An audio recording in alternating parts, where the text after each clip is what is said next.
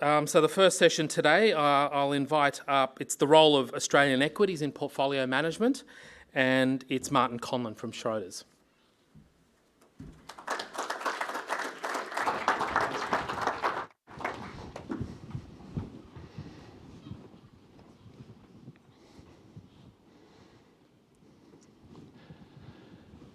Thanks, Vinny, and thanks for having me this morning.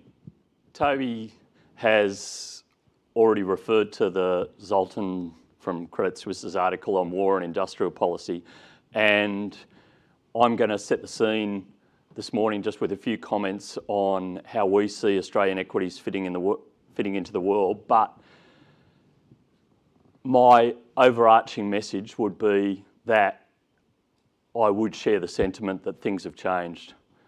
We would argue the last 10 years in markets has been the aberration, that the conditions that we've experienced and probably become used to, and particularly those without long periods of experience in the markets, are really abnormal and not normal.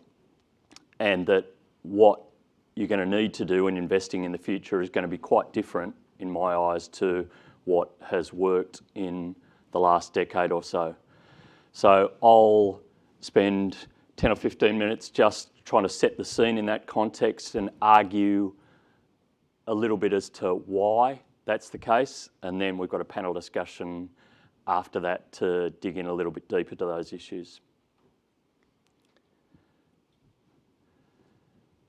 This would be my main argument as to why the last 10 years has been really abnormal. And you can see here in the chart on the left that the correlation between central banks' balance sheets and global stock markets is about 0.95 in the last decade.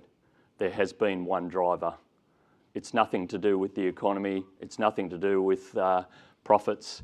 It has just been that people have been squeezed out of fixed income into other asset class, into riskier assets, and that's driven equities up. The reason, obviously, that life's getting a little bit more difficult is with inflation taking off, etc., and central banks committing to start to shrink the size of those balance sheets rather than grow them in perpetuity, that life looks like it's going to get a little bit more difficult.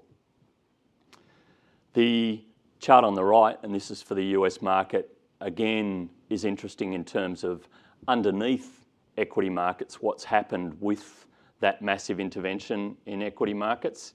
And what you can really see is that multiple expansion, or the multiples that get accorded to particularly the higher end of the market, the growth, the quality, the market darlings, if you like, have really gone higher in the last, again, exactly the same period as this.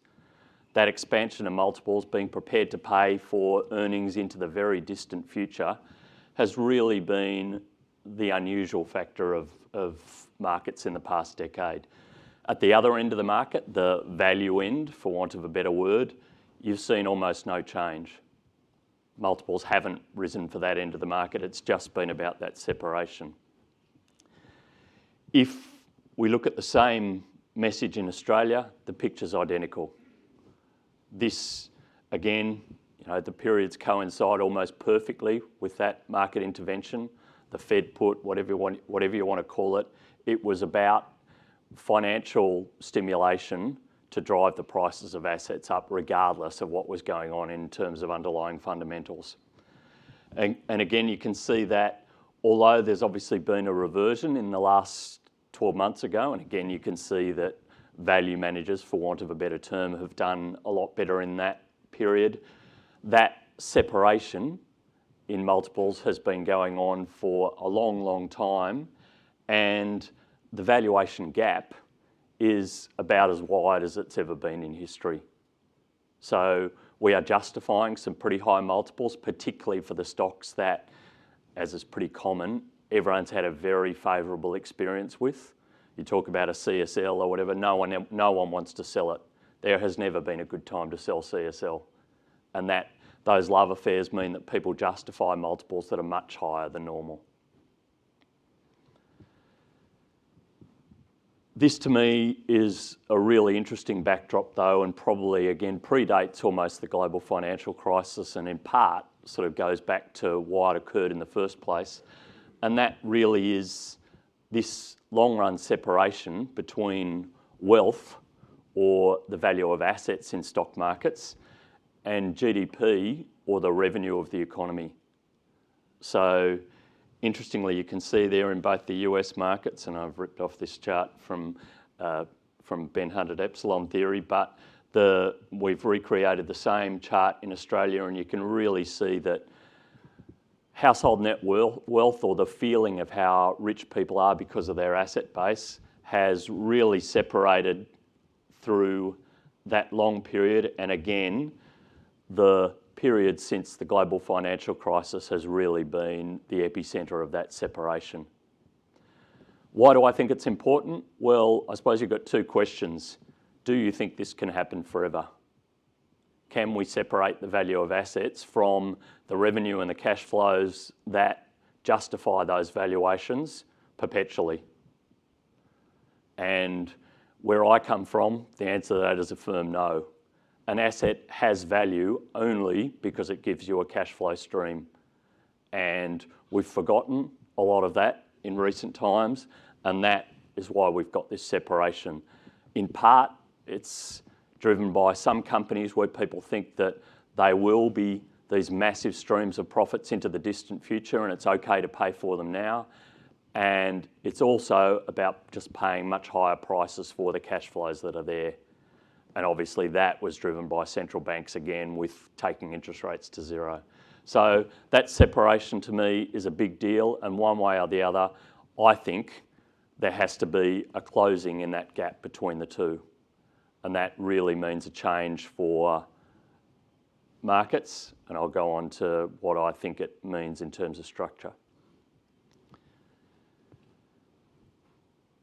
This one again, and unless you've been hiding under a rock, you're probably pretty aware that inflation has been a pretty big issue in the last 12 months, but I think it's fascinating in terms of why, even after the last 12 months, the persuasive wisdom is that, or the popular wisdom, is that inflation will always revert back to that 2%. You look at everyone's bond market forecasts and you think they've got this blip and they've got inflation fading back to 2%. That's why they think bonds are okay. That's why we have an overarching belief that we are going back to this. The world being calm with 2% inflation in services and goods going up or down a bit, but generally not going up in price ever, is the norm. We'd say perhaps that was the abnorm. And I think some of the tensions that we're seeing in the world at the moment really have at their epicenter that issue of the Western world having outsourced most of its production to China. Energy production, etc., are big issues, and that is meaning that the dependence of the Western world on others is a lot greater than we'd like it to be. And one of the reasons why sanctions, etc., have been a lot harder to enforce than perhaps people thought, because the West unfortunately wasn't holding all the cards.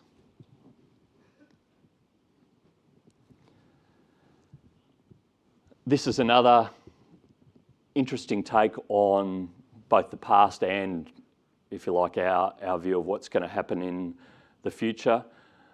The reason we think it's interesting is partly because, my humble opinion, and again, I'm a bit biased, but Australia happens to be remarkably well positioned.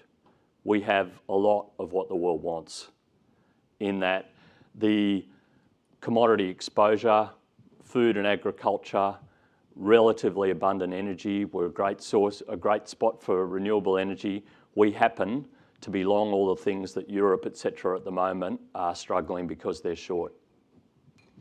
The other really important factor from my perspective is that you can see in these charts on both energy and mining that the shocks that people got in the last crisis, particularly in mining, when China rolled over and commodity prices were trashed for that period post the global financial crisis in sort of 2014-15 has meant that there has not been an increase in the spending on mining and energy.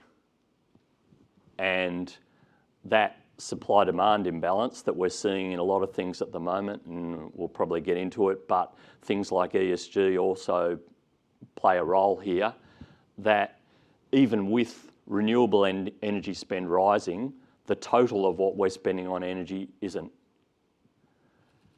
My humble opinion, energy is the absolute building block of every economy on the planet. Nothing happens without it. And the issues, therefore, of saying when you don't have energy, you are in big trouble. And the question here of saying how quickly can we add renewable energy, and are we doing the right thing trying to starve the rest of the energy complex? I think that creates a really interesting conundrum, and it's probably exactly what we're seeing in Europe at the moment. The same thing's true of mining. Decarbonisation is a big deal and needs a huge amount of spending. And that spending needs a huge amount of metals. Most of the infrastructure in the Western world is old and crumbling, just like we're finding with our own energy infrastructure here. That CapEx bill for the future will be massive, along with engineering capability, etc.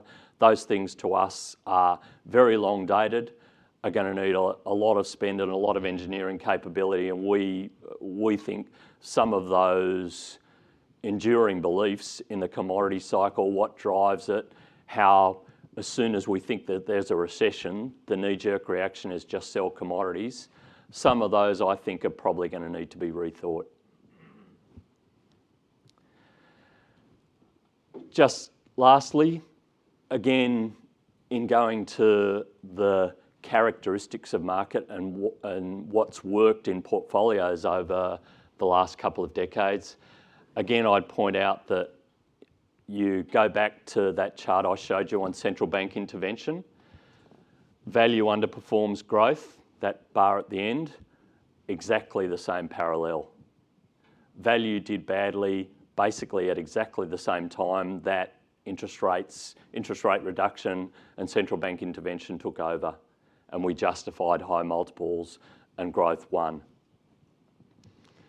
The blip there that you see in the last 12 months where value outperforms growth is just that. It's a blip in a pretty long-term pattern, and you can see there that these normal cycles where it wasn't as pronounced and it was a bit more of a tug of war between cheap and expensive, it was a lot more stock specific rather than thematic. That has really disappeared in the last decade, and it's why I'd urge you to rethink the structure of your portfolios, particularly when you've got index. Index means you have a lot of exposure to those things that have won. And people often lose sight of that, but the US market, Apple, Google, look at the map of the market in the US equity market. Apple and Google are bigger than the entire energy and basic materials sector put together. We have lost sight of the fact that there have been massive restructuring in the market cap of markets and what we believe the future is going to be. And a bit like that inflation expectations chart, we tend to put a lot of emphasis on what's worked of recent times. And I'd urge you to look a little bit at the longer spectrum of history in terms of the ups and downs rather than putting a huge amount of focus on the near term because, again, as I said at the start, I think that is the aberration. So when it comes to positioning, the way I like to describe this chart is that the left-hand side is the real economy, the right-hand side is the financial economy and that GDP and wealth chart that has been growing faster than the real economy for a long time. And you can see our portfolio structure is very much underweight the left and overweight the right. And if those two lines come back together rather than separate in perpetuity, to me that is the broad structure that's going to make more sense. It's easy to look at banks and say they're on very cheap multiples. Banks, I often describe as saying, they're a tax on wealth inequality. the more wealth inequality in the market and the more there are lots of people with debt and lots of people with assets, the more money banks make and the more they get volume growth. A lot of those rubber bands have been stretched to the extreme. And the reason there is so much profit in the financial sector and so on around the world is just that. Those gaps are big, they need to close, and you've got to decide whether you want a price reversion or continuing of the last decade. Again, it's pretty clear where our preferences stand, but I'd urge you all to look at your portfolios in that context. Thanks very much.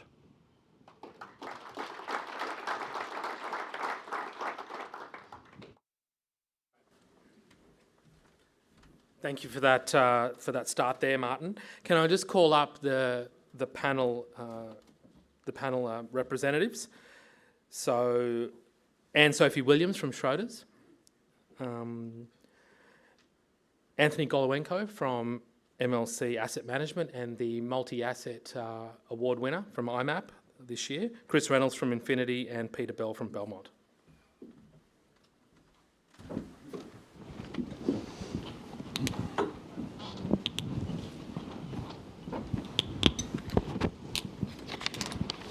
Good morning, everyone. So I think Martin touched a lot on some of the challenges that we're seeing at the moment, but we'll take this discussion with our panel today. So many challenges in 2022. A lot of them are new ones. What does it mean for investors and more broadly in terms of portfolio construction?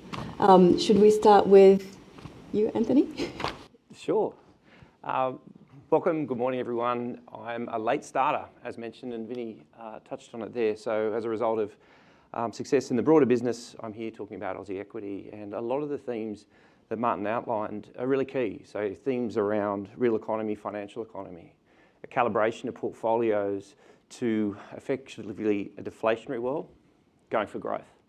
And really my key thing, or I think it's 3 words, building cash flow resilience, and that's very, very different. So from a multi-asset standpoint, and in simple terms and Vinny terms of equity beta, we think of growth and earnings growth in the US, emerging markets. Think of really Europe around a value with a lot of risk and challenges. And then there's Australia in the middle. From an equity beta standpoint, typically yield. The other element of that is moving outside of these mega caps and that dominance in market capitalisation into an X20 or a small cap view. There's a whole world of opportunities. And I think now with the efficiency, the structure, those are the opportunities we can go out there and grab. Thank you.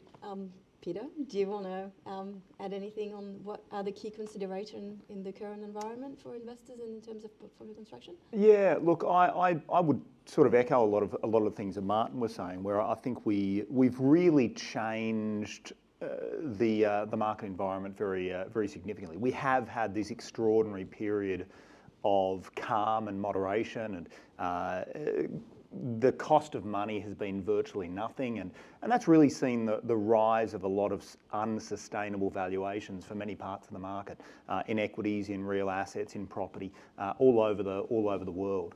And I think that's really starting to come unstuck. We've also got a period though where there's a huge number of uncertainties going on in terms of the geopolitical environment and so on. And so I think that whilst we do need to be careful around looking at what has worked in the past, at the same time, while so much has changed, so much stays the same. You know, we still want to be focused on really good quality businesses that have the ability to have pricing power, because that's going to be really important in an inflationary environment. Quality management teams, and where these businesses have some sort of defendable competitive advantage, where they are going to remain in demand if we see a weakening economic environment. So I think the challenge right now is to position the portfolio so that we can handle either the inflationary or recessionary environment, because we're definitely entering one of those phases, and I think only time's going to tell exactly which one it is. I'd echo a lot of what's already been said. I think if you're thinking about where equities might sit within a multi-asset context in this environment, there's really a question you have to ask yourself, which is, to Martin's point, has there been a structural change in the way that the economy is structured, in the way that markets are going to react to changes in the economy? I think it's pretty obvious that there has been at least some structural change. Definancialization is probably already happening. It's going to continue to happen. Where you think that's going to impact broader markets is really the question. Echoing everything that's already been said, high quality, cash flow generative businesses just perform well over pretty much every market cycle. So they're always a pretty safe place to be. But in an environment where we're moving from equity and bond correlation that's worked to everyone's advantage for the past 10, 15 years to an environment where it might either stay correlated and work to everyone's disadvantage, or the correlation dissipates and they become negatively correlated or uncorrelated once again, that's where you have to weigh up that decision. I don't have the answer to that. If I did, I'd probably be on a beach in Ibiza somewhere because I've got all my calls right for the last 10 years. But really, it's assessing whether you think this structural change is real and how that's going to impact that relationship between different asset classes. If you're on a beach in Ibiza, you'd be paying a lot for gas. That's true. Everyone's expecting another double rate hike this afternoon from the RBA. Are you predicting any surprises? And I think the other question here is the bond market and economists are pricing the peak very differently at the moment. So what's your view, and where do you think it sits, and what are the implications for equity markets? Do you want to go with this? Yeah. Okay. I'll Keep it rolling. It's circular. Yeah, Fantastic. Look, I had this discussion yesterday as part of the MLC multi-asset class team. We managed a real return Aussie equity fund, which, these things of the structure, we typically will hold a large position of 5%, and we'll have much more exposure in mid and smalls with a focus on quality. And, thinking through where the risks really lie and noting what we've seen over calendar 2020 today, the risk really is, if somehow it comes out at 25 basis points, and then these banks and maybe more perceived consumer leverage banks could be the ones that take off. I personally think it's going to be 50, 25 maybe, but that's an upside risk. And for all the equity people out there, we'll cheer that on. Yep, and look, Anne-Sophie, I'd like to focus a little bit more on the long run path of rates. And I think, to me, we're investing with a 5-year time horizon typically. And so to me, the question of 50 or 25 this month doesn't really make too much difference. The bigger question is, where do rates end up as a terminal rate? And what's really surprising me at the moment is, if you look at the dynamic between Australian rates and US rates, it's important to recognise there's a couple of major differences between those markets. Firstly, in the US market, you've got a fixed mortgage rate market. And that means that the vast majority of people would have fixed their mortgages for 30 years during the recent decline in interest rates. And they probably fixed them at, circa 2%. So really what's happening as the US raises interest rates, that's hitting the new house purchaser rather than all their existing mortgagees. Now, compound that with the fact that Australia has much higher levels of household debt as well. And I find it really surprising that we've got the bond market pricing Australian interest rates actually more aggressively than US interest rates.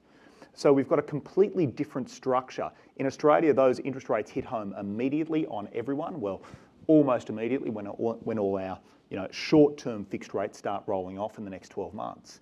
We've got a much more highly leveraged consumer, and we don't have the same degree of inflation challenge here as we do in the US. So if we're looking around the world, we think that the Australian market has got a little bit out of whack with the bond market in the US. And so, as a former bond trader before I moved over to the equity side, I hate to say this, but I tend to agree with the economists rather than the market at the moment. It's an interesting one, what's going to happen today. I think of all of the rate rises we've seen in the last 6 to 12 months, there's the most consensus about this one. I checked it last night on the consensus numbers on Bloomberg, and I think every single economist that's surveyed bar one had it at 50 points, which is a really rare amount of agreement among economists. And I think what that really speaks to is this, the story of the last 6 to 12 months has been around inflation and the path of interest rates, and trying to guess what the central bank, whether it's in the US or in Australia, what they're going to do has been the name of the game.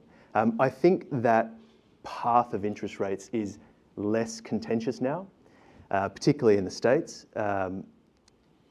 And the effect of that is, as more narrative has coalesced around what that's going to be, more of the uncertainty relates to the real economy. And I think we're in a bit of a turning point here, which is quite interesting, where the point of interest is no longer really the financial economy, but the impact of changes in the financial economy on the real economy, which probably sounds like a good thing because it's one less thing to worry about. But I think it actually raises quite a lot of uncertainty because impacts that flow through to the real economy are generally less obvious. So, what the RBA does and how that affects the 10-year or the 3-year is typically fairly known, but how that's going to impact the marginal consumption of someone who earns between $75,000 and $85,000 with 2 kids is very, very difficult to guess. So I think, as say in the US, you've really coalesced around a more hawkish Fed, likeliness of a recession has gone up. The narrative has dissipated, and there's much more uncertainty in what the impact on the real economy is going to be, which is an opportunity, I think, if you're looking for high quality businesses and for active investors in the equity space, but it's also a risk. Yeah, thank you. Martin, do you have anything to add? I'll have a go. As an equity portfolio manager, I suppose I come at it more from the angle of trying to understand what it means for companies. When I stand back and think the corollary of what's happened in the last decade or two is that we've just got hugely more geared economies balanced on much lower interest rates. So just in a mathematical sense, they have to be hypersensitive. So the real issue is we only need pretty small changes in interest rates to drive quite large changes in economic conditions, which is why the RBA will be forging a much trickier path, because there are lags and you don't know what the impact you're going to get until down the track, but you know it is going to be more sensitive. And averages, which banks are always great at quoting, are absolutely misleading. The other issue, I suppose, from our perspective is that I think you always need to stand back and say nearly every Western economy is consumption-led. So when we want to stimulate it, we stimulate consumption. And when China wants to stimulate, they stimulate production because they're the opposite. That is tricky because when we're already 60% consumption economies and we need to grow production, at some stage, consumption's got to give. And that's why I think it's interesting that just about every quality company in the world, it's a consumption company. It's Apple selling stuff to consumers, et cetera, et cetera.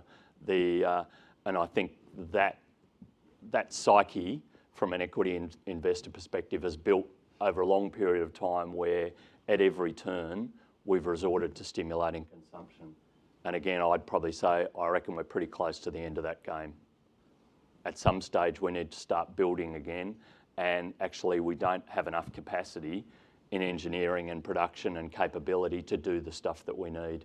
So my view will be those things will be in short supply for quite a long time and not as cyclical as people believe them to be. And probably consumption will end up being perhaps a little bit more structural in that I don't think we can grow at, again, when people talk about pricing power, all they're really doing, that's inflation. They're saying, can you push your price up? A lot of Apple's been doing a pretty good job of that, but it's a big call to say, will they be able to sell a $2,000 phone for $4,000 in another 8 years' time? I'm not sure that those things, that you don't, it's at some stage reach breaking points. Thank you. We've talked a lot about real economy and consumption and demand. So we've just finished reporting season on the ASX. It's been pretty much as expected, quite mixed results. But companies have recorded okay profits, I would say, suggesting that demand is still there. What are your guidance? However, I've been quite cautious. So what's your key observations? And is there any, have you had any surprises on sectors, without naming necessarily companies, but any major surprises and key observations that you would like to share with the audience? I think the Captain Obvious statement of financial year 22 is quite different to what financial year 23 is likely to be. Martin made a great point there around consumption driven and those that can actually drive and keep pace. So, you know, I know we're not going to talk too much about companies, but Amcor, Brambles, the sort of really high quality industrials with operating in a cycle, those sort of businesses ultimately, you know, if you're buying a $10 lettuce that's wrapped in some sort of flexible packaging, the incremental cost of that packaging is very, very small. Broadly, you know, thinking about REITs, that's an obvious one in the financial economy. View of REITs, I think they've been absolutely knocked down to levels that represent, you know, potential opportunities. Again, it's really a focus on quality and, you know, getting squeezed as, let's use an example in the agricultural sector. If I'm an agricultural landlord, I'm diversified across climatic zones, geographies, commodities, and then I've got a producer that's battling all kinds of shipping, weather, and other headwinds. The squeeze is likely to be on the producer. So that building cash flow resilience, as a result of this reporting season, we're switching exposure from that more, you know, safe, yield-based producer into an agricultural landlord. I'm not naming a name there, but it's probably, aside rural funds, I don't know, there's too many. That was a name, wasn't it? Look, I think the really interesting thing from me for reporting season was the amount of divergence within particular sectors. So we're very much a bottom-up manager rather than top-down. And what we really have seen, I think, in the last couple of years is a differentiation between those really high-quality businesses, but also, almost more importantly, those highly capable management teams, very often in our experience, founder-led management teams that have been able to take advantage of the challenging conditions. I think there's no question we're in a more difficult operating environment. And what we're looking to do is build what I would call an anti-fragile portfolio. So if you think about a fragile company, it's a sort of business where when difficult times come, they fall apart. A robust company in difficult times can, you know, remain solid, but an anti-fragile business in difficult times can actually take advantage, they can take market share, and they can actually emerge from a challenging period far, far stronger than they went in. Now, a big part of that's the business's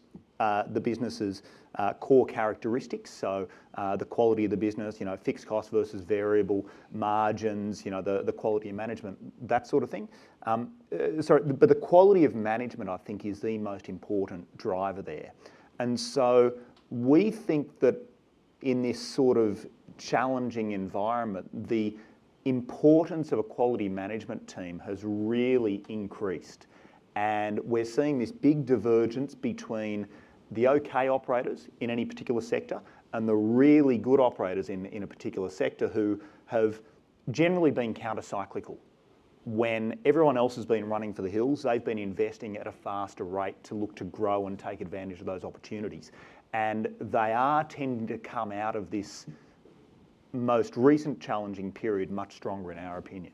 So I think that's the single most important factor that we've seen coming through, that divergence within sectors and the importance of quality management teams for taking advantage of the opportunities that this challenging period's thrown up.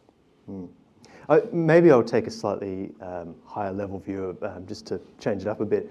I think the most interesting thing to come out of this reporting season, and it was a reporting season that in aggregate more or less hit expectations, maybe slightly beat it, although with some divergence within that, was that it really validated the fact that these financial conditions changing have affected businesses, but what we haven't seen yet is really significant impact that you might see in a recession.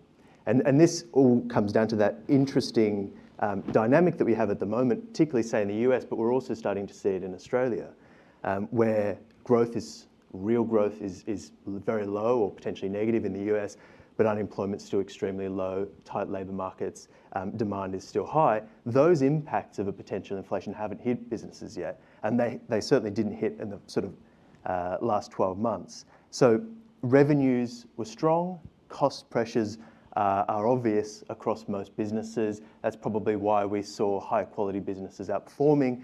Ones that have higher margins to begin with are not going to be squeezed by cost pressures as much. Obviously, Australia has benefits from being a commodity exporter, and hence our market outperformed most in the world around reporting season. But the question now is, those things have mainly happened.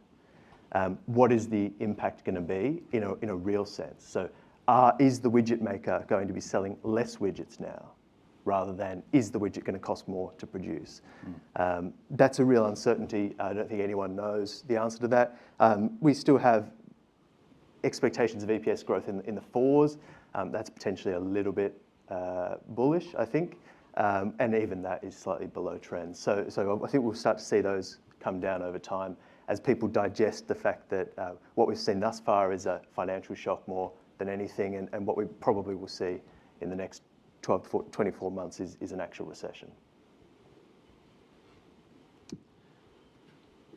I'll just give you a few observations. We've seen dozens of companies in the last couple of weeks. So the themes were probably pretty well trodden, and I'd agree that on the whole, results were pretty good. How instructive they are, given that we're still digesting that stimulus, people still are spending aggressively, and it's amazing how strong things are in pubs for Endeavour Group, retail spend. Like there's no weakness. I don't think we necessarily should be talking ourselves into recession, but there are certainly some interesting themes in terms of the labour market has probably fooled everyone, and I still can't get to the bottom of, no company can explain to me how we suddenly got short labour. They all want more immigration, more visas and more people, and I look and think, that's fine, I'm not sure I agree with it, but one way or the other you still sit there saying, surely we should be able to explain how we got into this problem before we propose a solution. And I still don't know, and they still don't know. So it is quite fascinating. You saw an article yesterday where Dan Murphy's are saying anyone who turns up who's over 18, they'll give them a 10-minute interview with the senior manager. Probably the job comes after another 5 minutes, but those issues of short labour, and it basically all says that we've overstimulated and there's too much spending, and we're getting the pandemic reversal. That again just ties into saying that things are going to be more volatile for companies as well, and it surprises us how many people in that context are doing buybacks, still have aggressive gearing, and still have financial engineering policies that are a relic of the last decade. I think probably most people, and Joe Aston nailed it as always, where Qantas, you sit there and think, you took $2.7 billion of government money and you're using $400 million of it to have a buyback when your stock's recovered and you can't get planes in the air and they're all full. It's like, it's a disgrace. And there are plenty of those things happening. So that volatile demand, I think, means that if I was a company CEO, I'd be cautious and saying it's going to be challenging because demand is going to be way more volatile than I'm used to. And that means more conservative gearing. We'd be very cautious of companies where their first reaction is have another buyback. Martin, those government payments, they were job saving jobs at Qantas. Of course, yeah. No. I don't know where all their people went, but it is... Again, I find it a struggle not to read Joe Aston and say that's on the money. It might be time for a Q&A around the audience. Do we have any questions for our panellists?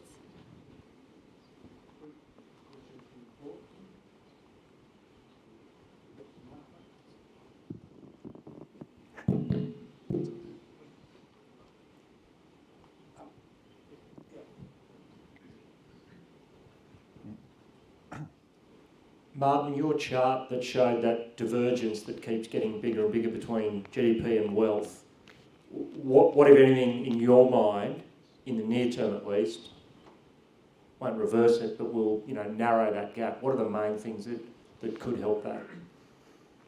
Yeah, it's a really good question, because there are sort of only two real ways. Either you have a decimation of financial asset values such that they get back to in line with the real economy, or the more desirable method is that we can grow the real economy while keeping financial asset prices pretty stable for a reasonably long period of time to get those things back in line. And that issue of inflation in prices, growing the revenues of economies while asset prices are flat to down, actually, if we can manage that, as we're sort of doing at the moment, then things do get back into line. The only problem is that given we've had such a long period of that separation, I think people, and again you can see it in the psyche, things like house prices, you basically say they have to not move for a decade to get anything like back in line. And those things, much as they're not what we're used to, are probably good outcomes for the sustainability of the broad economy in the longer run. And I'd agree that that'd be a Goldilocks outcome. We have no movement in asset prices for a decade to get them back in line with long run averages. But I'd say it's a pretty rare outcome of an overinflated market to see it come back to earth by prices remaining stagnant while everything catches up. You typically have a reversion to the mean, and in the vast majority of cases, markets don't stop at the mean.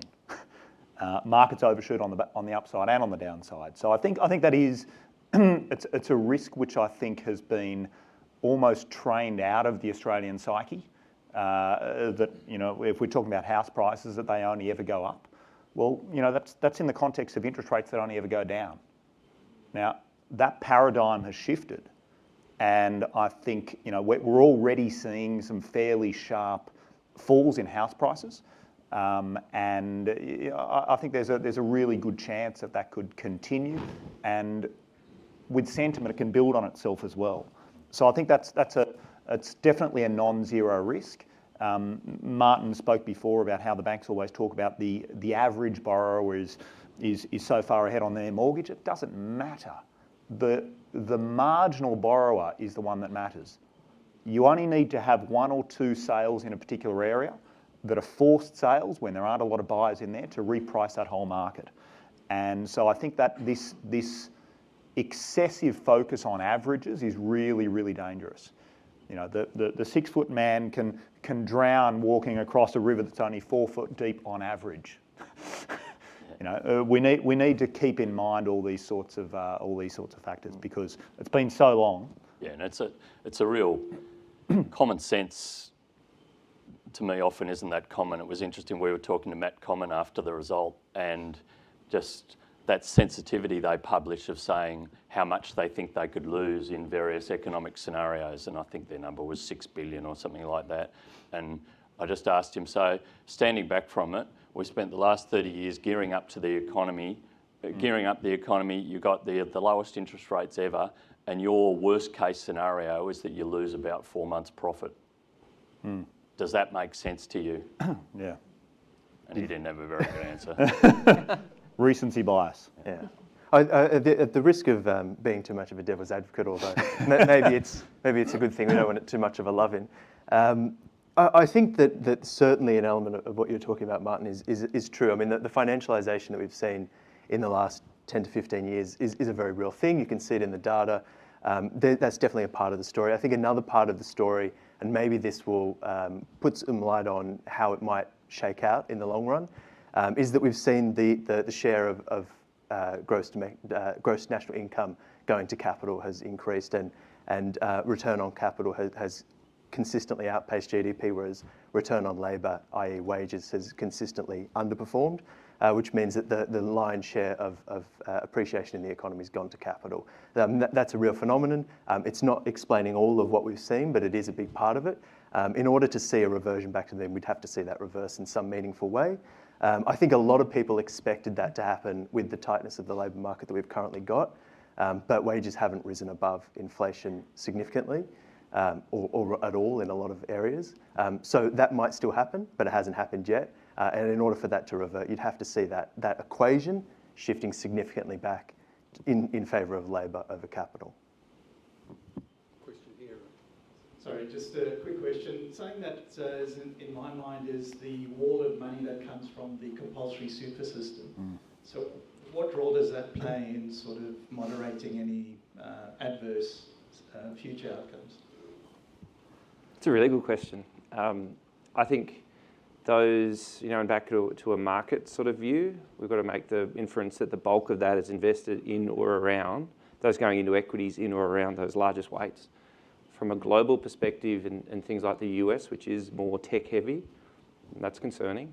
I believe there are opportunities, and probably taking a handful of concepts and putting them together in this next 3 to 5 years, domestic focused small cap US equities versus domestic small cap Chinese equities onshore.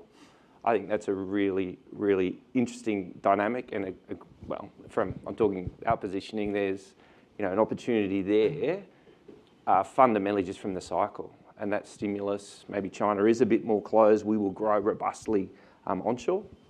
And the final little tidbit I'll put there, under an environment of a total return swap, there is still, for that onshore small cap, there is still payment before you do anything. So I've not directly answered the question, or is that wall of money coming?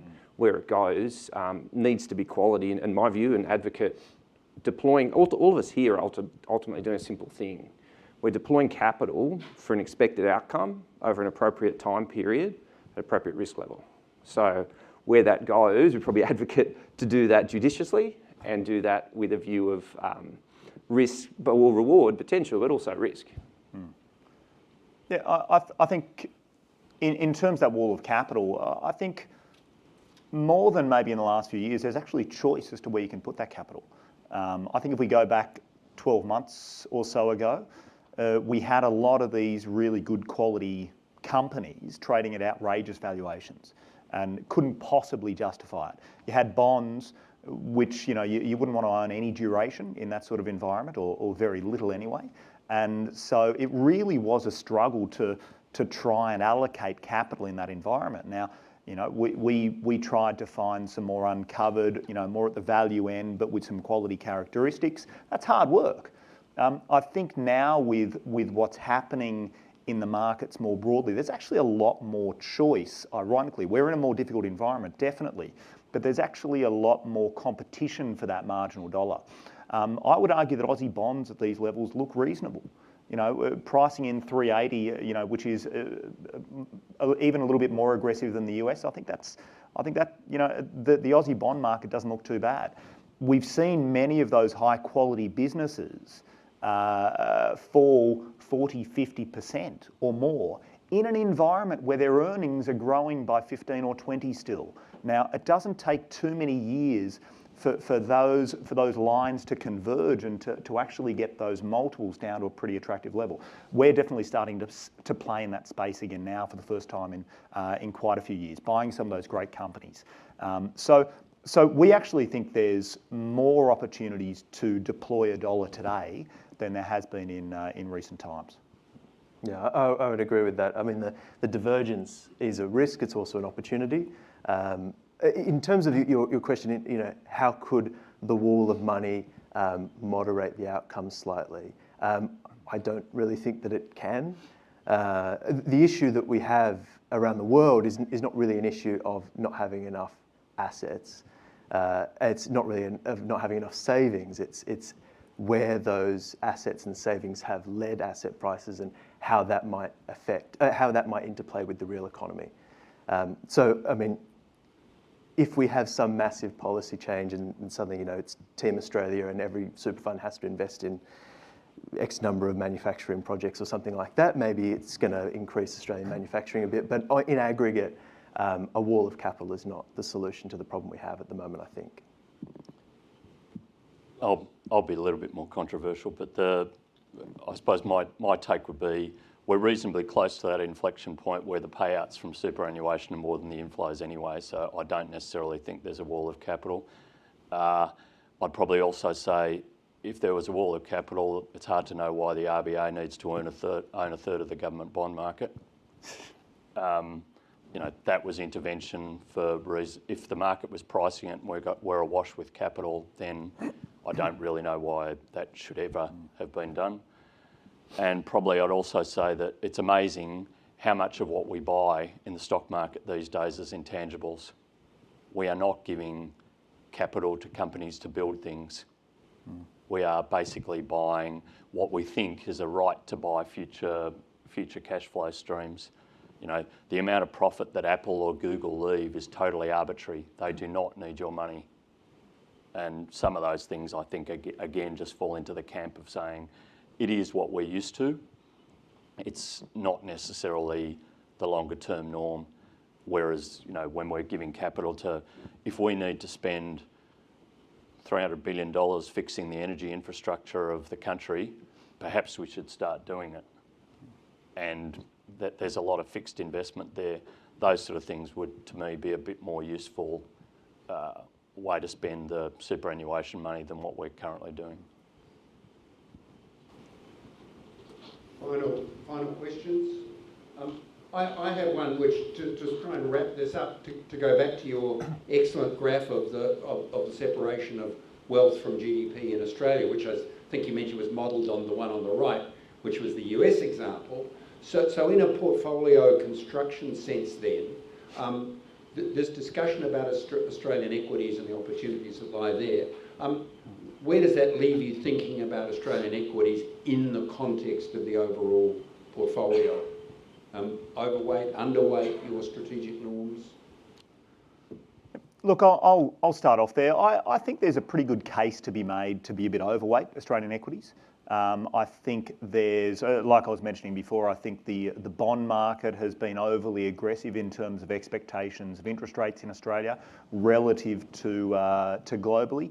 Multiples here are a little bit lower than they are globally, and we've got pretty good exposure to the materials and energy and even the building of green infrastructure and so on that I think can help power us over the next 5, 10 and more years. So I think there's a reasonable argument to be overweight Aussie equities. That said, I think within those Aussie equities, I think it's important to be very discerning as to how you allocate. I don't think you necessarily just want to own index. I'm talking my own book there as an active Aussie equity manager, but I look at a lot of things in there and I think I wouldn't necessarily want to buy them, but then there are lots of other areas where I think there's great value on offer. I think I tend, if your view is that the economy is going to slow down whether we go into recession or not, it probably doesn't make sense to be swinging for the fences in terms of equities more broadly. But Australia certainly has some significant benefits versus particularly Europe in terms of that relative play between different types of equities. We're obviously a large commodity exporter. They don't call us a lucky country for nothing, and we've rolled the double sixes once again. So if that's the sort of thing that you're concerned about, Australia is a great place to invest. We also have an obvious play on China exposure in a more established market, which has played to Australian currency's advantage for many years.